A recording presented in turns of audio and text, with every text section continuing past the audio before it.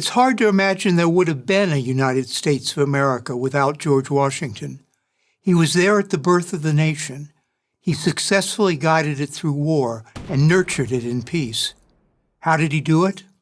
Not by being a great general, a potent political theorist, or even a clever politician. He was none of those things.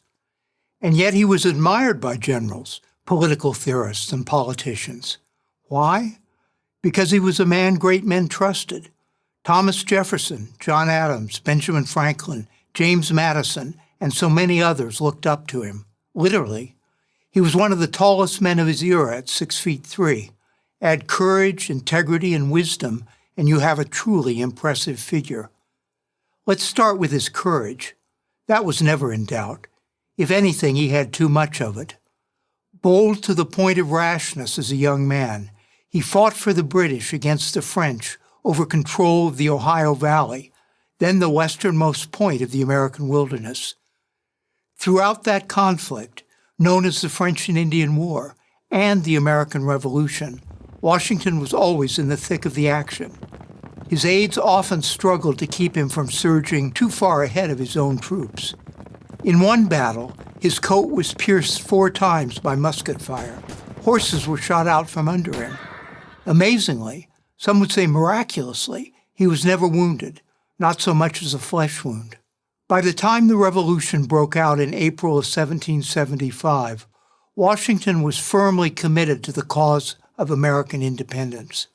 He arrived in Philadelphia in May of that year to offer his services to the Continental Congress. He was quickly made commander of the new rebel army.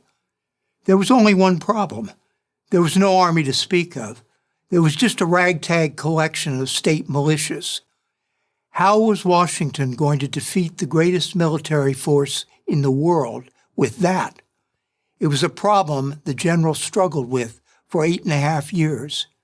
That he managed to hold the army together, organize it into a disciplined fighting force, and guide it to victory was testament to his fortitude, his patience, and his personal bravery.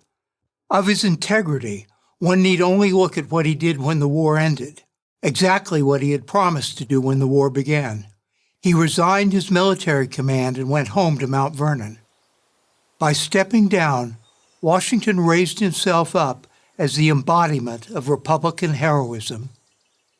It is said that King George III asked the London-based American painter, Benjamin West, what Washington was likely to do when peace came. West replied that Washington would probably return to his farm. The king was astounded. If he does that, His Majesty declared, he will be the greatest man in the world.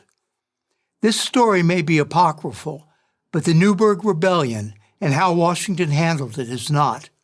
With experience had come wisdom. As the revolution wound down, a group of officers refused to give up their arms until they were paid. If they didn't get their money, which Congress didn't have, they would take control of the government. It was not an idle threat, no less a figure that Alexander Hamilton was in a panic. Washington, no great orator, sought to diffuse their anger. They had risked everything to create a Republican society, he told the officers.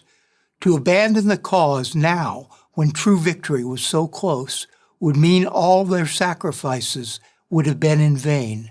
However convincing the speech may have been, it was a simple gesture that carried the day. He concluded his remarks by reading to them a letter sent to him from a member of Congress. Suddenly he stopped. From his pocket he pulled a pair of spectacles. None of the officers had ever seen him wear them. Putting the glasses on, Washington said, "Gentlemen, you must pardon me. I have grown gray in the service of my country, and now find myself going blind." He finished reading the letter and left the hall without another word. The gesture, sincerely offered with just the right touch of stagecraft, pierced the hearts of his men. Many were moved to tears. They immediately passed a resolution declaring their loyalty to civilian government. George Washington had saved the Revolution once again. It wouldn't be the last time.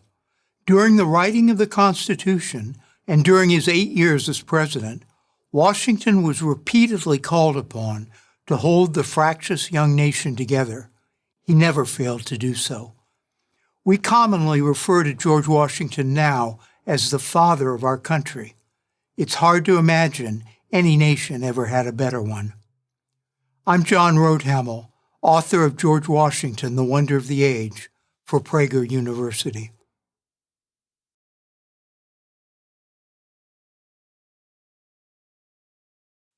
Thank you for watching this video. To help keep PragerU videos free, please consider making a tax-deductible donation.